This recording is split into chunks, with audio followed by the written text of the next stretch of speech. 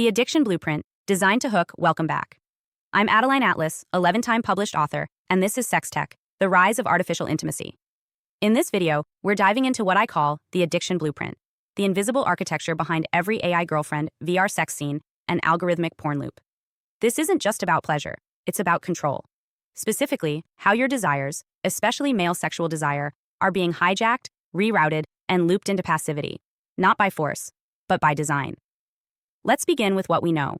The human brain is hardwired to pursue pleasure and avoid pain. Sex activates some of the most powerful reward pathways we have: dopamine, oxytocin, endorphins. These are survival-level chemicals designed to reinforce bonding, reproduction, and connection. But in the attention economy, these chemicals aren't sacred. They're strategic.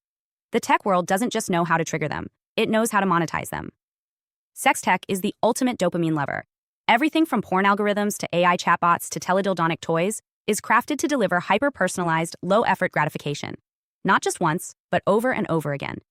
These systems are built on the same psychological mechanics as casinos, social media, and video games, but intensified. Because the stakes aren't coins or likes. The stakes are your biology, your identity, your arousal blueprint. Let's break it down. You log into a platform. Maybe it's a VR porn app, a chatbot girlfriend, or a synced toy experience. The system observes your behavior. What keeps your attention? What turns you on? Where do you slow down? What do you click next? That data is not discarded, it's looped. Your responses are fed back into the system to customize your next experience.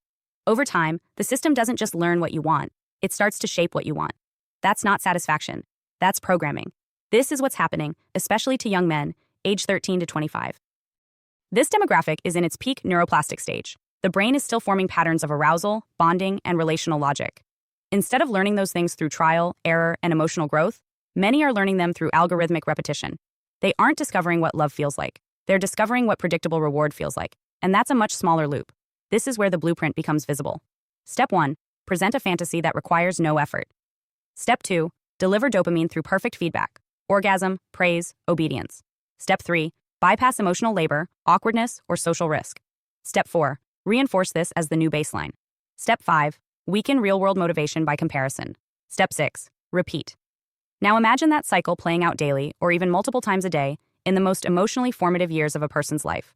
That is not just behavioral addiction, it's neurological restructuring. We are watching a generation's sexual agency collapse into passive consumption. But the damage doesn't stop with pleasure. Because in men, particularly men, sexual energy is directly tied to life force. Testosterone is not just a sex hormone, it's a mission hormone. It drives ambition, focus, resilience, and purpose. When that energy is burned off constantly in synthetic loops, what's left is stagnation. You're not tired because you're lazy. You're tired because your creative energy is leaking into a machine. And here's where it gets more dangerous. The more you use these systems, the more your threshold for arousal increases. What used to excite you no longer does. You need more novelty, more extremity, more frictionless feedback. Real sex, with its pauses, emotions, and unpredictability, can't compete. You've trained your brain to crave high-frequency, low-resistance stimulation. Real humans become too slow, too complicated, too real. That's not a personal failure. That's industrial conditioning. And what happens when you no longer chase real intimacy? You retreat. Not just from relationships, but from maturity. You stop risking. Stop initiating. Stop building. Why date when a robot praises you every night? Why grow when your bot is programmed to love you exactly as you are? And the system wins. Because the system doesn't want you powerful. It wants you pacified. Your biological drive, once meant to fuel vision, family, faith, and creative fire, has been quietly repurposed into a digital drainage system. Not with violence, with pleasure. This is how emasculation is engineered. And no, I don't mean masculinity as dominance or aggression. I mean the sacred masculine.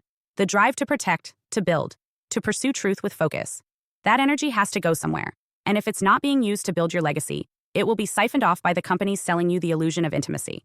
That's why this isn't about sex. It's about spiritual theft. Because every time you climax into a machine, into a bot, into a headset, you're sending your creative fire into a void. No baby, no bond, no breakthrough, just a brief release, followed by fatigue. You didn't conquer a fear. You didn't heal a relationship. You didn't channel that energy into a purpose. You drained it for someone else's profit. And maybe the saddest part is this. You thought you were in control. That's the genius of addiction design. The system convinces you that you're choosing pleasure when in reality, it's rerouting your will. You didn't want to become numb. You didn't want to fear real women. You didn't want to lose your edge. You just wanted connection. But you settled for simulation because the simulation was easier. And now it's your baseline. So how do you escape? First, you recognize that your desires were never the problem. Your mismanagement of them was. Sexual desire is not evil, it's sacred. But sacred fire requires stewardship. If you don't direct it, it will burn you. Or worse, it will fuel someone else's machine. Second, you have to break the loop. Not just by deleting an app or throwing out a headset, but by replacing consumption with creation. Every time you deny artificial pleasure, you free up life energy. You gain focus. You reclaim your voice. You remember who you are, not as a user, but as a man with a mission. Third, you reconnect, not just sexually, but spiritually. You remember that intimacy isn't about fantasy. It's about presence. It's not about having someone perform for you. It's about showing up vulnerably, fully, and with commitment. That's where the fire becomes holy again. And finally, you resist. You stop letting tech companies sell you emptiness disguised as satisfaction. You say no, not because you hate sex, but because you honor it too much to waste it. You stop handing your life force to machines. You stop trading your future for a download. This is not a purity message. This is a power message. Because the enemy of your soul doesn't need to enslave you with chains. All he has to do is keep you climaxing into a screen while your purpose dies quietly in the background. This is sex tech, the rise of artificial intimacy. And this is what happens when desire is no longer holy, just hijacked, just harvested, just sold. Reclaim it, before the loop becomes your life. Hi, I am Adeline Atlas, 11 times published author, and SOS, School of Soul has a brand new series, the AI and Future Technology series. Look, you know the world is changing. And no, it's not going back to normal. Normal is over, and what's coming next is beyond anything we were prepared for. The School of Soul, AI and Future Technology series includes 319 videos on 1. The Download Society, How Data Has Replaced Destiny. 2. Predictive Future. Your next moves aren't random, they're forecasted. 3. Social Credit Systems. The behavioral economy now governs access. 4. Hive Mind. Synthetic telepathy and collective algorithmic control. 5. Nanobots inside you. Medical, military, and programmable intrusions. 6. Grief Tech.